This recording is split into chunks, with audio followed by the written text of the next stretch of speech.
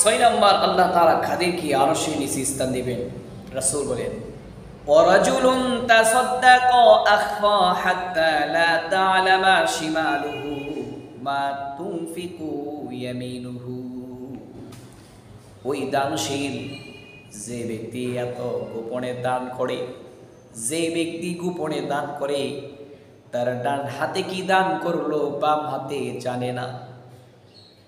বাম হাতে কি দান করলো সেটা ডান হাত জানে না। গোপনে গোপনে দান করলো, মানুষকে বলে বেড়াই না।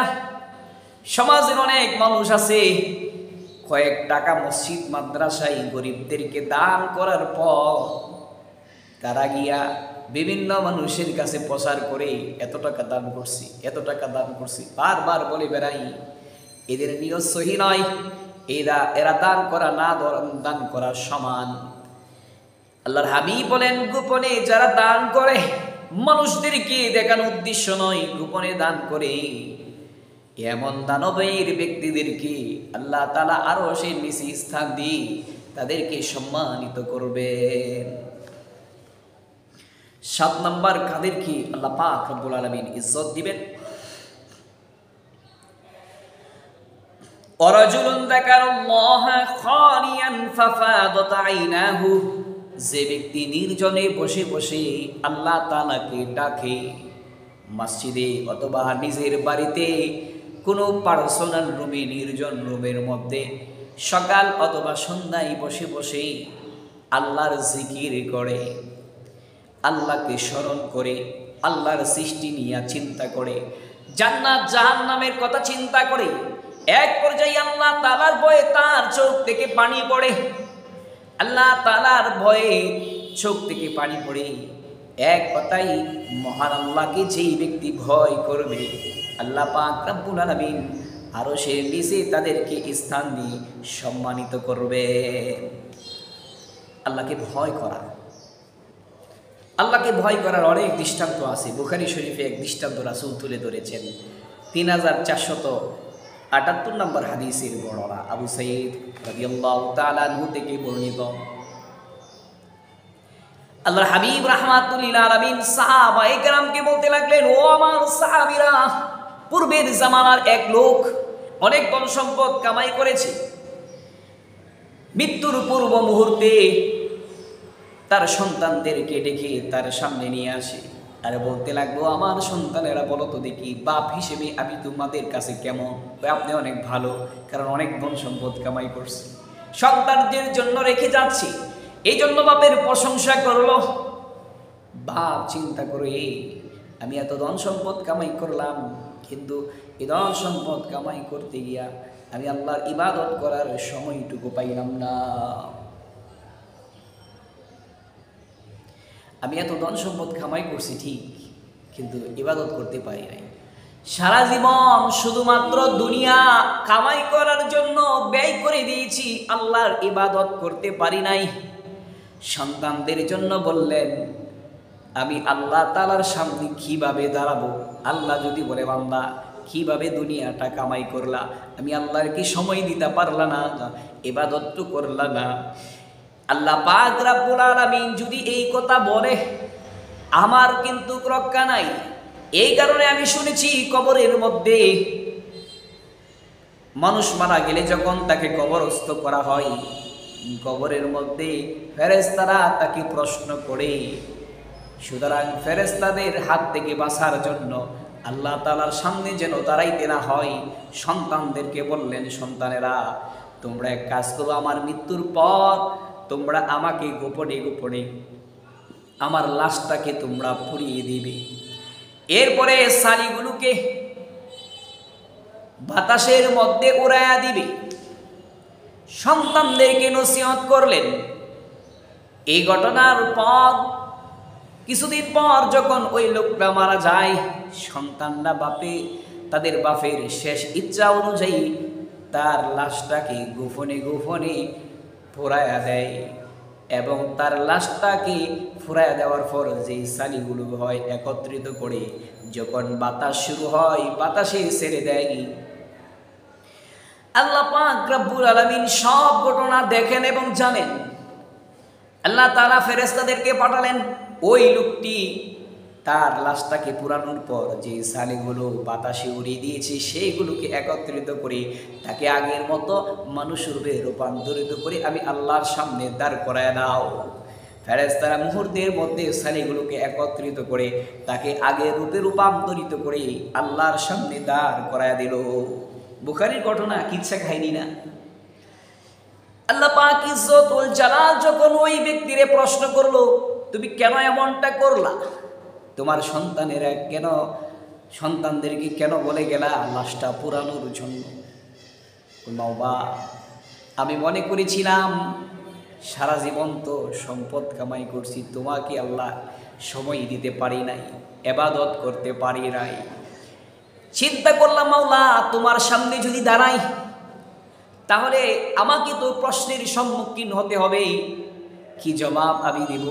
এই ভয়ে আমি আমার সন্তানদেরকে বললাম যেন আমার লাশটাকে পোড়াইয়া আমার লাশের ছালিগুলোকে তারা যেন উড়াইয়া দেয়, ফেরেশতারা যেন আমাকে খুঁজে না পায়, আমাকে যেন তোমার সামনে দাঁড় করাইতে না পারে। কিন্তু আজকে আমার ধারণা পাল্টে গেল। ছালিগুলো একত্রিত করে ফেললো ফেরেশতারা। আল্লাহ পাক ইজ্জতুল জালাল মানুষের মনের খবর ভালো করেই জানেন। সেই লোকটা যে কথাগুলো বলেছে সেই কথাগুলো আল্লাহ তাআলা ভালো করে জানেন যে সত্য বলেছে। একমাত্র আল্লাহ তাআলার সামনে দাঁড়ানোর উপায়ে সে এমনটা করেছে।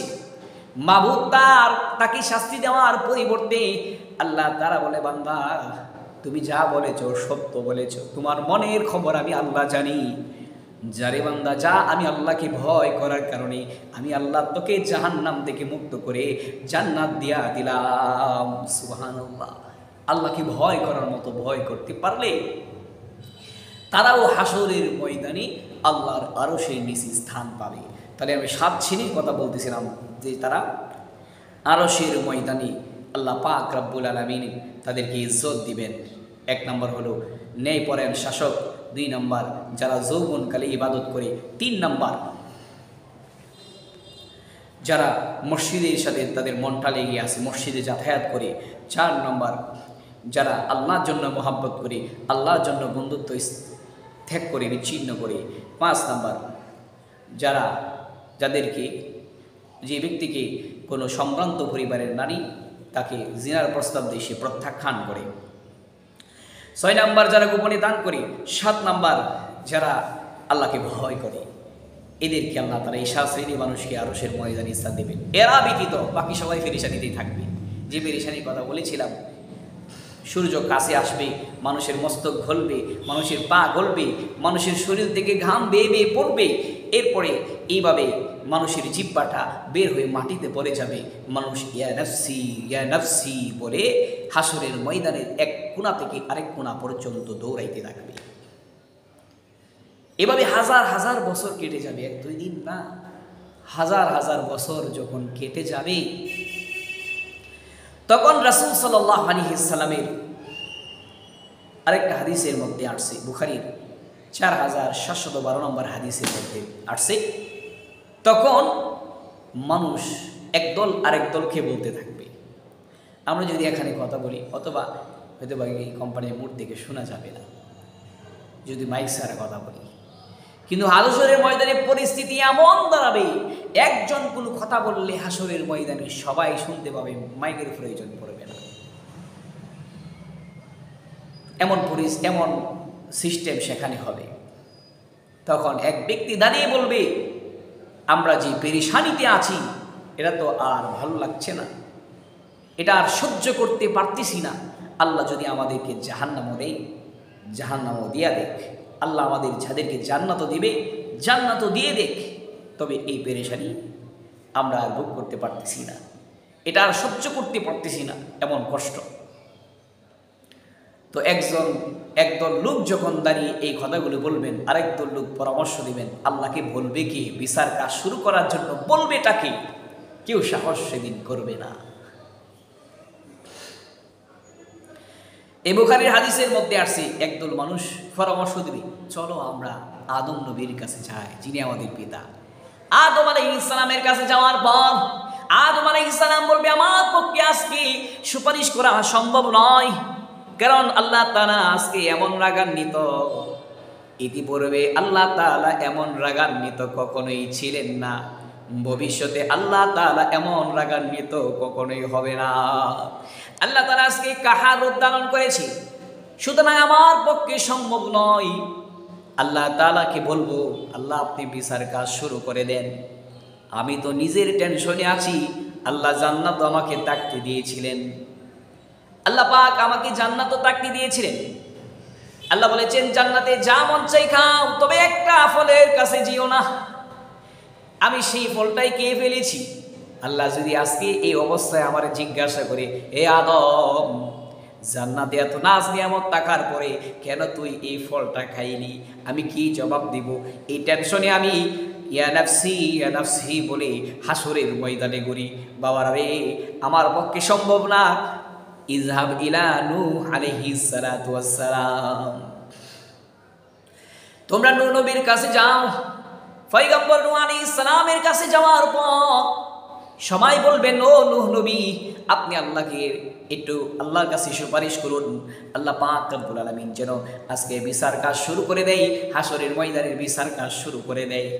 নূহ পয়গম্বর বলবেন, আল্লাহ তাআলা প্রত্যেক নবীকে স্পেশাল একটা দোয়া দিয়েছেন, উম্মতের পক্ষেও বলতে পারবে, উম্মতের বিপক্ষেও বলতে পারবে। হাসরের ময়দানে নূহ আলাইহিস সালাম বলবেন, এই স্পেশাল দোয়াটা আমি দুনিয়াতে করে ফেলেছি, আমি আমার উম্মতের পক্ষে নয় বরং উম্মতের বিপক্ষে আমি আল্লাহ বদদোয়া করেছিলাম, এর ফলে আল্লাহ তাআলা দুনিয়ার মধ্যে বন্যা দিয়ে ধ্বংস করেছে। সুতরাং আমার আর কিছুই করার নাই, আমি আল্লাহর কাছে সুপারিশ করার মতো শক্তিও রাখি না, সাহসও রাখি না। আল্লাহ তাআলা যে রাগান্বিত হয়েছেন, কাহার উদ্ধারণ করেছেন, সুতরাং আমার সাহস নাই আল্লাহকে গিয়ে বলবো, আল্লাহ তুমি বিচার কাজ শুরু করে দাও। ইযহাব ইলা ইব্রাহিম আলাইহিস সালাতু ওয়াস সালাম, সবাই মুসলিম জাতির পিতা ইব্রাহিম আলাইহিস সালাতু ওয়াস সালামের কাছে চলে যাবে। পয়গম্বর ইব্রাহিম বলবে, আমি তো নিজের টেনশনে বাঁচি না, কি সুপারিশ করব, আল্লাহর কাছে কি সুপারিশ করব, আমার তো নিজেরই টেনশনের অভাব নাই। দুনিয়ার মধ্যে আমি 3টা মিথ্যা কথা বলে ফেলেছিলাম, এগুলো মূলত মিথ্যা ছিল না, এরপরে উনি টেনশন করবে। এর মধ্যে 1 নাম্বার হলো, ইব্রাহিম নবীকে যখন তার জাতি বলল চলেন আপনি মূর্তি পূজা করেন, উনি বলল আনা সাকিম, আমি তো অসুস্থ। উনি অসুস্থ ছিল না, কিন্তু উনি মনের দিক দিয়ে অসুস্থ ছিল, শারীরিক দিক দিয়ে অসুস্থ ছিল না। তো এরা মনে করছে মনের শারীরিক অসুস্থতা, এই জন্য এরা নিয়ে যায় না। তো ইব্রাহিম কো, আমি তো এখানে মিথ্যার সরাসরি, এটা মিথ্যা ছিল না, এটা মিথ্যার মতো হয়ে গেছে।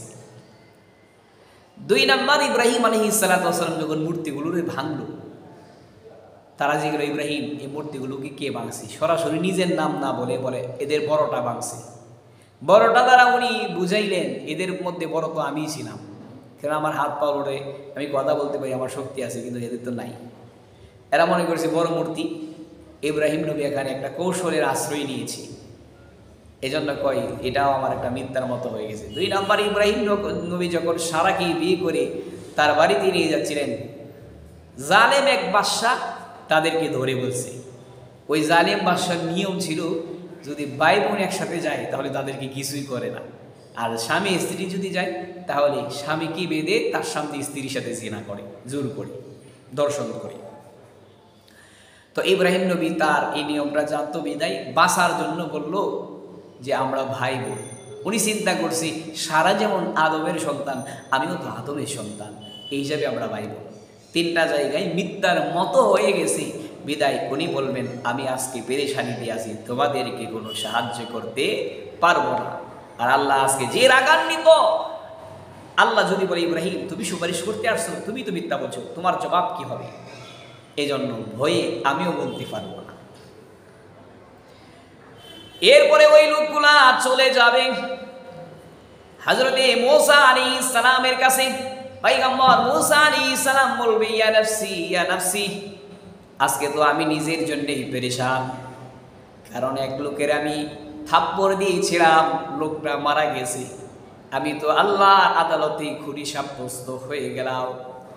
যদিও পয়গম্বর নিজের ইচ্ছায় লোকটাকে হত্যা করে নাই, তাকে হালকা শাস্তি দেওয়ার জন্য সব থাপ্পড় দিয়েছিলেন, কিন্তু লোকটা মারা গেছে। পয়গম্বর মূসা আলাইহিস সালাম বলবে আমার পক্ষে সম্ভব না। আল্লাহ পাক রব্বুল আলামিন আজকে যেই রূপ ধারণ করেছেন, কাহার রূপ ধারণ করেছেন, আল্লাহ যে রাগান্বিত, আমার পক্ষে সম্ভব না গিয়ে সুপারিশ করা। যদি আল্লাহ বলে এই মূসা তুমি সুপারিশ করতে আসলা, তোমার নিজেরই তো অপরাধে, তুমি নিজেই তো অপরাধী, কি বলবো, সম্ভব না। ইজাবিলা ঈসা আলাইহিস সালাম চলে যাও, তোমরা ঈসা নবীর কাছে চলে যাও। হাসরের ময়দানের লোকগুলা সবাই ঈসা পয়গম্বরের কাছে যাবে। পয়গম্বর ঈসা আলাইহিস সালামের কাছে যখন যাবে, ঈসা আলাইহিস সালাম বলবে আমার পক্ষেও সম্ভব না।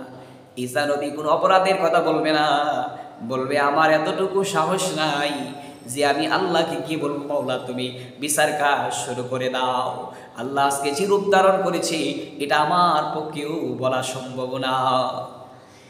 অন্যরা অন্য নবীদের কাছে যাওয়ার পর তারা অন্য নবীদেরকে দেখায় দিছে। আদম নবীর কাছে যাওয়ার পর আদম নবী নূহ নবীর কাছে যাওয়ার জন্য বলে দিছে। নূহ নবীর কাছে যাওয়ার পর উনি বলেছেন ইব্রাহিম নবীর কাছে যাও। ইব্রাহিম নবীর কাছে যাওয়ার পর পয়গম্বর ইব্রাহিম আলাইহিস সালাম মূসা নবীর কাছে যাওয়ার কথা বলল। মূসা বলল ঈসার কাছে যাও, কিন্তু ঈসা নবী কারো কাছে যাওয়ার জন্য বলবে না, সবাইকে বলবেন আমি তোমাদেরকে এমন এক নবীর কাছে নিয়ে যাই, চলো, যেই নবী আজকে এই দিনে আল্লাহকে সুপারিশ করার যোগ্যতা রাখেন। সবাই নিয়ে যান, সবাইকে নিয়ে পয়গম্বর মুহাম্মদুর রাসূলুল্লাহ সাল্লাল্লাহু আলাইহি ওয়াসাল্লামের কাছে চলে যাবেন। আল্লাহর হাবিবের কাছে যাওয়ার পর আল্লাহর হাবিব রাহমাতুল লিল আলামিনের কাছে সবগুলো খুলে বলবেন। হাসরের ময়দানের লোকগুলা বলবেন এ মুহাম্মদ, এ পয়গম্বর, আমাদেরকে আজকে রক্ষা করুন, আল্লাহকে বলুন যেন বিচার কাজ শুরু করে দেয়, এইভাবে আমরা আর সহ্য করতে পারতেছি না। এরপর আল্লাহর হাবিব আরশের নিচে গিয়া সেজদায় পড়ে যাবেন, কান্নাকাটি করবেন। তখন আল্লাহ পাক রব্বুল আলামিন নবী মুহাম্মদকে বলবেন নবী আপনি মাথা তুলুন, আপনি আর সুপারিশ করুন। আল্লাহর হাবিব রাহমাতুল লিল আলামিন বলেন, আল্লাহর হাবিব রাহমাতুল লিল আলামিন বলবেন ও রব্বুল আলামিন, দুনিয়ার মধ্যে তুমি সব নবীদেরকে স্পেশাল একটা দোয়া দিয়েছিলে, সবাই দুনিয়ার মধ্যে সেই দোয়াটা করে ফেলেছে, আমি নবী কিন্তু সেই দোয়াটা করি নাই, আজকে দুর্দিনের জন্য রেখে দিছি। মাওলা হাসরের ময়দানের মানুষগুলো আর কষ্ট সহ্য হই না, তাদের বিচার কাজ শুরু করে দাও। এরপরে আল্লাহ তাআলা আল্লাহর রাসূলের সুপারিশের কারণে বিচার কাজ শুরু করে দিবে। সুবহানাল্লাহ, রাসূলের সুপারিশের কারণে বিচার কাজ শুরু করবেন। এর আগে বিচার কাজ হবে না, মানুষ পেরেশানিতে থাকবে। যখন বিচার কাজ শুরু করবেন তখন আরেক ভয়াবহ পরিস্থিতি শুরু হবে। হাসরের ময়দানে আল্লাহ তাআলা বিচার কাজ কি করবেন? 5টা প্রশ্ন সবাইকে করবেন, সব ব্যক্তিদেরকে 5টা প্রশ্ন করবেন। তিরমিজি শরীফের 2416 নম্বর হাদিসের মধ্যে সে কথাগুলো তুলে ধরেছেন রাসূল সাহাবী ইবনে মাসউদ। আব্দুল্লাহ ইবনে মাসউদ রাদিয়াল্লাহু তাআলা বলেন, আনি নবী সাল্লাল্লাহু আলাইহি ওয়াসাল্লাম ক্বালা লা তাযুলু কদমা ইবনে আদম ইয়াউমাল কিয়ামাতি মিন ইনদি রাব্বিহি হাত্তা ইয়াসআলু আন খামসিন। কোন আদম সন্তান আল্লাহ তাআলা সামনে থেকে সরতে পারবে না যতক্ষণ সে 5টা প্রশ্নের সম্মুখীন না হবে। এই 5টা প্রশ্নের মধ্যে 1 নাম্বার প্রশ্ন থাকবে আন খামসিন, আন উমরিহি ফিমা আফনাহু। আল্লাহ পাক রব্বুল আলামিন বলবেন কিভাবে তোমার জীবনটাকে দুনিয়ার মধ্যে কাটাইলা, জবাব দাও। আল্লাহ বলবেন কিভাবে তোমার জীবনটাকে কাটাইলা, জবাব দাও। আল্লাহ যদি কথা বলেন জীবনটা কিভাবে কাটাইলা, বাঁচার কোনো উপায় নাই, কিভাবে জীবনটা কাটাইলা। আমরা যদি বলি দুনিয়া ইনকাম করছি, খাইছি আর ঘুমাইছি, ইবাদত করার সুযোগ পাই নাই। আল্লাহ কি বলবে? মানুষ তোমাকে আমি উত্তমভাবে সৃষ্টি করেছি, ইবাদতের জন্য সৃষ্টি করছি, তুমি দুনিয়া কামাই করতে গেলা। দুনিয়াতে তো আমি আল্লাহ তাআলা 4 পাই জানোয়ারও পাঠাইলাম, এই জানোয়ারগুলো খাইছে আর ঘুমাইছে, ইবাদত করে নাই। মানুষও খাইছে ঘুমাইছে, ইবাদত করে নাই। তোমার মধ্যে আর জানোয়ারের মধ্যে পার্থক্য কোথায় রে বান্দা? এই প্রশ্ন যদি বান্দা করে, যারা ইবাদত করে না, যারা আল্লাহ তাআলার দিকে আসে না, মসজিদে আসেই না, তারা কি বলবে সেদিন? এই জবাবটা কি হবে? কোনো জবাব সেদিন থাকবে না। আল্লাহ প্রশ্ন করে বলবেন, 1 নম্বর, জীবনটাকে কোন কাজে ব্যয় করলাম। 2 নম্বর প্রশ্ন করবেন, ওয়া আন শাবাবিহি ফিমা আবলাহু, তোমার যৌবনকালটা কিভাবে তুমি কাটাইলা। কারণ আল্লাহ বৃদ্ধ বয়সের ইবাদত কবুল করতেও পারেন, নাও করতে পারেন, কিন্তু যৌবনকালের ইবাদত কি আল্লাহ কবুল করবেনই। এজন্য আল্লাহ বলে ফেলবেন, যৌবনকালটা কিভাবে কাটাইলা। আমরা গত জমায় বলেছি, যারা যৌবনকালে ইবাদত করে তারা আরশের নিচে স্থান পাবে। এই যৌবনকাল সম্পর্কেও আল্লাহ প্রশ্ন করবেন, বৃদ্ধকাল আর শিশুকাল সম্পর্কে প্রশ্ন করবেন না। যারা যৌবনে ইবাদত করে বৃদ্ধকালে ইবাদত করতে না পারলেও ইবাদতের সওয়াব পায়। রাসূল হাদিসের মধ্যে আশ্চর্যের এক কথা বলেছেন 3 ধরনের মানুষ পেনশন পায়। পেনশন কাকে বলে? সরকারি চাকরি যারা করে, এরা 30 বছর 35 বছর সরকারি চাকরি করার পর যখন চাকরি থেকে অবসর নেই, এরপরেও তারা পেনশন পায়। চাকরি না করেও এর বেতন পায়। সরকারি সিস্টেম করে দিয়েছেন, কারণ তার জীবন যৌবন শব্দ ব্যয় করছে সরকারি কাজে। এই জন্য সরকারও ইজ্জত দিতে গিয়া তারা পেনশন দেয়। তা আল্লাহ বলেন, রাসূল বলেন, এই সরকারি কাজে সরকার যদি পেনশন দিতে পারে, আল্লাহকে পেনশন দিবেন না? অবশ্যই আল্লাহ পেনশন দিবেন। আল্লাহ রাসূল কই 3 ধরনের ব্যক্তি পেনশন পাবে। আল্লাহর হাবিব বলেন, ওই বুড়া ব্যক্তি পেনশন পাবে যেই বুড়া ব্যক্তি যৌবনকালে ইবাদত করেছে, যৌবনের শক্তি থাকার সময়, যৌবনের শক্তি থাকার সময়, শরীরে শক্তি থাকার সময় 5 ওয়াক্ত নামাজ পড়েছে, পাশাপাশি কোরআন তেলাওয়াত করেছে, আল্লাহর জিকির করেছে, নফল ইবাদত করেছে, কিন্তু বৃদ্ধ হওয়ার কারণে তেমন একটা ইবাদত করতে পারে না। আল্লাহর হাবিব বলেন সে পেনশন পাবে। এর মানে হলো সে বৃদ্ধ বয়সে কোরআন তেলাওয়াত, অতিরিক্ত নফল নামাজ, আল্লাহর জিকির না করেও এগুলোর সওয়াব আল্লাহ তাআলা তার আমলনামায় দিয়া দিবেন। যে বান্দা বৃদ্ধ হওয়ার কারণে এগুলো তো করতে পারে না, যৌবন বয়সে এগুলো করছে নিয়মিত, এই জন্য এগুলোর সওয়াব সে পেতেই থাকবে। আল্লাহর হাবিব বলেন 2 নাম্বার, ওই ব্যক্তি পেনশন পাবে যেই ব্যক্তি অসুস্থ হয়ে যায়। ওই অসুস্থ ব্যক্তি যে সুস্থ থাকা অবস্থায় আল্লাহর ইবাদত করত, কিন্তু অসুস্থ হওয়ার কারণে সে ইবাদত করতে পারে না। অসুস্থ হওয়ার কারণে নফল পড়তে পারে না, ফরজও পড়তে পারে না, আল্লাহর জিকির করতে পারে না, কোরআন তেলাওয়াত করতে পারে না, কিন্তু সুস্থ থাকা অবস্থায় সে আমলগুলো করত। আল্লাহর হাবিব বলেন ওই ব্যক্তিও পেনশন পাবে। অর্থাৎ অসুস্থ থাকার কারণে যে ইবাদতগুলি করতে পারতো না, সুস্থ থাকায় যে ইবাদতগুলো করত, সেই ইবাদতের সওয়াব অসুস্থ অবস্থায় আল্লাহ তাআলা তার আমলনামায় লিখে দিবেন। সুবহানাল্লাহ। ইবাদত না করেও সওয়াব, চাকরি না করেও যেমনভাবে বেতন পাই, এটা নাম পেনশন, ইবাদত না করেও ইবাদতের সওয়াব পাই। 3 নাম্বার রাসূল বলেন, ওই মুসাফির ব্যক্তি যে সফরে চলে যায়, বাড়িতে থাকার সময় সে ইবাদত করত, নফল ইবাদত করত, নামাজ পড়ত, জিকির পড়ত, আল্লাহ তাআলা কোরআন তেলাওয়াত করত, কিন্তু সফরে যাওয়ার কারণে শুধু নামাজটুকুই পড়তে পারে, আর কিছুই পড়তে পারে না।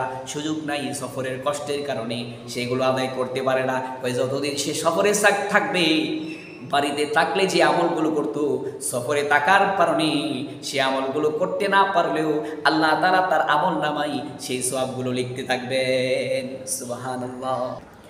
এইভাবে আল্লাহ তাআলা প্রশ্ন করবেন। 3 নম্বর প্রশ্ন করেন, ওমালিহি মিন আইনা ইকতাসাবা, বান্দা তুমি যে কামাই করলা, তুমি মাল কিভাবে কামাই করলা? হালাল পথে না হারাম পথে?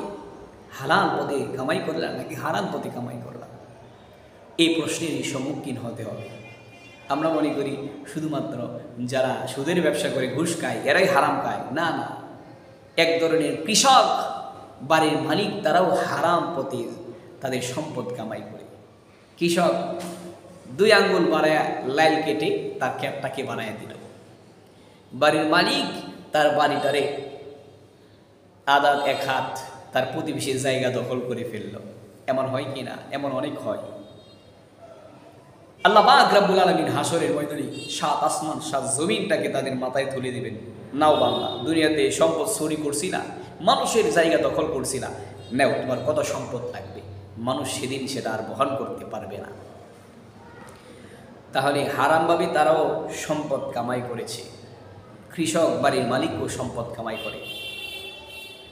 এক ধরনের ব্যবসায়িক তারাও ব্যবসার মধ্যে কম দিয়ে তারাও হালাল ইনকামকে হারাম করে নেই, হারাম পথে কামাই করে। এবং 3 নাম্বার এক ধরনের চাকরিজীবী, তারাও হারাম পথে কামাই করে। অর্থাৎ আপনি চাকরি করেন কোনো কোম্পানিতে, সেখানে আপনি 10টা থেকে 4টা পর্যন্ত ডিউটি, কিন্তু আপনি 1 ঘন্টা পরে গেলেন, অথবা 1 ঘন্টা আগে চলে আসছেন। বিভিন্ন প্রতিষ্ঠানে এমন হয় কি না? অনেক হয়। যারা চাকরি, এরাও তাদের চাকরি ফুল বেতন হালাল হবে না, হারাম পথে সে উপার্জন করলো। এটা তার হারাম, তার বেতনটা পুরোপুরি হালাল হবে না, কিছু হালাল কিছু হারাম মিক্স হয়ে যাবে। বিশেষ করে সরকারি কর্মকর্তা দেখার তো কেউই নেই। মানুষ ঘন্টার পর ঘন্টা তাদের অফিসারের সামনে গিয়া, অফিসারের কামরার সামনে গিয়ে, তার রুমের সামনে গিয়ে অপেক্ষা করতে থাকে একটা সাইনের জন্য। কিন্তু তার ডিউটি 10টা থেকে শুরু হলেও নবাব সাহেবের ঘুম ভাঙে 12টার সময়।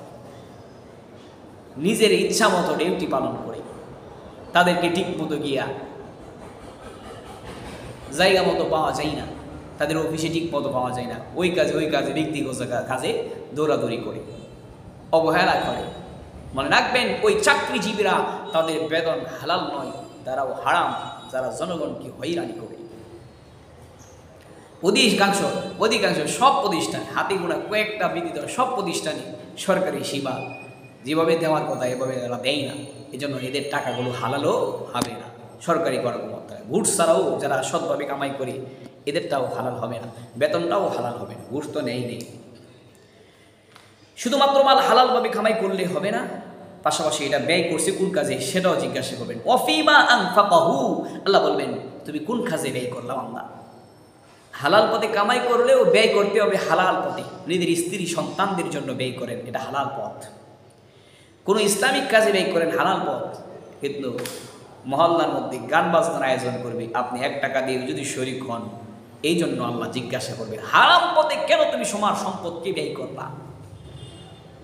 গুনার কাজে, ডিজে পার্টির কাজে আমরা দিয়ে দিলাম, পার্টি করবো বন্ধুরা মিলে, গান বাজনা করবো, এই যে দিয়ে দিলাম হারাম পথে।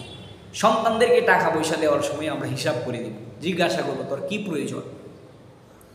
আমরা যদি তাদেরকে যেভাবে মন চায় সেভাবে দিয়ে দিই, দেখবেন তারা হারাম পথে ব্যয় করলে আমরাও কিন্তু প্রশ্নের সম্মুখীন হব। আমার ছেলে 100 টাকা চাইল, দিলাম, 100 টাকা সে কী করলো? সে হালাল পথে এটা ব্যয় করলো নাকি সে নিশাপানি করলো? এটাও আমাদেরকে দেখতে হবে।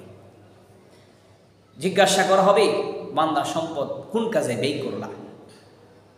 এরপরে 5 নাম্বার প্রশ্ন করা হবে ওয়ামাজা আমিলা ফিমা আলিমা। বান্দা তুমি দুনিয়ার মধ্যে হালাল হারাম আদেশ নিষেধ যা জানলা, এগুলো কতটুকু আমল করলা, এই সম্পর্কে প্রশ্ন করা হবে। ওয়াজে মসজিদের বয়ানে আমরা শুনেছি নামাজ পড়তে হবে, কিন্তু নামাজ আমরা শুনলাম, নিয়ত করলাম পড়বো, বাড়িতে যাওয়ার পর বাড়ির কেউ নামাজ পড়ে না, এই লোকটা কিন্তু নামাজি হতে পারবে না। এজন্য আল্লাহ তাআলা বলছেন তোমরা সদিকিন, নেকওয়ালা, যারা নেক কামাই করে, যারা নেক আমল করে, ওই ব্যক্তিদের সাথে চলাফেরা করো। ইয়া আইয়ুহাল্লাযীনা আমানু কুনু মা'আস সাদিকিন, এই ঈমানদারেরা তোমরা আল্লাহকে ভয় করো এবং সৎ ব্যক্তিদের সাথে, নেককার ব্যক্তিদের সাথে চলো। কারণ আমরা সবাই জানি সৎ সঙ্গী স্বর্গবাস, অসৎ সঙ্গী সর্বনাশ। এই কথাটাই আল্লাহ বলেন। আল্লাহর হাবিব রাহমাতুল লিল আলামিন বলেন,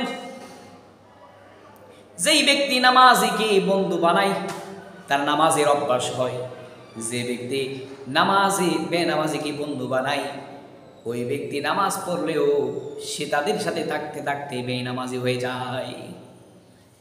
আপনার বন্ধু আছে নামাজি ব্যক্তি, আপনি নামাজ পড়েন না, কিন্তু 5 জন বন্ধু সবাই নামাজ পড়ি, নামাজের ওয়াক্ত হইলে আজান শুনলেই সে চলে যায় দৌড়ায় মসজিদের মধ্যে। কিন্তু তারা যদি 1 দিন 2 দিন এরা যায়, আপনি তাদের সাথে থাকলে আপনারও মনটা যাবে, এর সবাই যাইতেছে, তালে তালে হইলেও আপনি মসজিদে যাবেন, এভাবে অভ্যাস হয়ে যাবে নামাজ। যা আপনি নামাজ পড়েন, বেনামাজি বন্ধু আজান দিয়েছি, আপনি একলা যান, কেউ যায় না, আপনার নিজের অলস সময়তে লাগবে, এরা যায় না, আস্তে আস্তে আপনি নামাজ থেকে সরে যাবেন। এজন্য যারা নেক কাজ করে তাদের সাথে চলাফেরা করো, নেক আমলের অভ্যাস তোমার হবে। আর যারা নেক কাজ করে না, গুনাহ করে, তাদের সাথে চললে তোমার গুনার অভ্যাস হবে। রাসূল 2টা উদাহরণ দিয়েছেন। আল্লাহর হাবিব বলেন, কোন ব্যক্তি আতরের দোকানের ব্যক্তির সাথে সম্পর্ক, আতরের দোকানদারের সাথে তার সম্পর্ক, ওই ব্যক্তি সে আতরের দোকানে প্রতিদিন যায় আতর কেনার জন্য নয়, কারণ আতরের দোকানদারের সাথে তার সম্পর্ক মহব্বতে যায়। সে আতর কিনতে হবে না, আবার তার হাতে নাকি আতর লাগাইতে হবে না। দোকানদারের কাছে যখন সে যায়, দোকানে যখন প্রবেশ করে, অটোমেটিক আতরের গ্রাম তার নাকি লাগতে তাকে। ঠিক তেমনি ভাবে কোনো ভালো ব্যক্তির সাথে যদি চলে, সে ভালো কাজ না করলেও ভালো কাজের সওয়াব ওই ব্যক্তি অটোমেটিক পাইতে থাকে। সুবহানাল্লাহ। ভালো ব্যক্তির সাথে চললেও সওয়াব পাওয়া যায়, কারণ আল্লাহ বলেছেন কুলু মা আস-সাদিকিন, আল্লাহর হুকুম পালন তো করতেছি। এরপর আল্লাহর হাবিব বলেন, আরেক ব্যক্তি তার সম্পর্ক হলো কামারের সাথে, সে খামারের কাজ করতে হবে না, কিন্তু সে খামারের দোকানে ওই তার বন্ধুর কাছে যায়। যাবার পর বন্ধু যখন লোহা গরম করে, লোহা পুরার দুর্গন্ধ তার নাকের মধ্যে অটোমেটিক লাগতে থাকে। আল্লাহ পাক রব্বুল আলামিন আল্লাহর হাবিব রাহমাতুল্লিল আলামিন বলেন, ঠিক তেমনি ভাবে যারা বেনামাজিকে বন্ধু বানায়, যারা বদকার গুনাহ করে এমন ব্যক্তিকে বন্ধু বানায়, গুনাহ করতে হবে না, তাদের সাথে চলাফেরা করার কারণে আল্লাহ তাদেরকেও গুনাহগারদের কাতারে গণ্য করে দিবেন। নাউজুবিল্লাহ। এজন্য আমরা চলবো কাদের সাথে? নেককার ব্যক্তিদের সাথে। আল্লাহ জিজ্ঞাসা করবেন, তুমি কি আমল করেছো বান্দা? এই 5টা প্রশ্নের সম্মুখীন হাসরের ময়দানে হতে হবে। এর মধ্যে 1 নাম্বার হলো তোমার জীবনটা কোন কাজে ব্যয় করলা, এবং তুমি যৌবন বয়সটা কোন কাজে কাটাইলা, এমপিরিদি করে নাকি আল্লাহর ইবাদত করে। তুমি মাল কিভাবে কামাই করলা, হালাল না হারাম, তুমি সম্পদকে কোথায় কোন কাজে ব্যয় করলা, হালাল পথে না হারাম পথে, যা জানলা কতটুকু আমল করলা, আমলের পরিবেশে গেছলা কিনা, এই ব্যাপারে আল্লাহ জিজ্ঞাসা করবেন। মহান আল্লাহ আমাদেরকে এই কথাগুলোর উপর আমল করার তৌফিক দান করুন।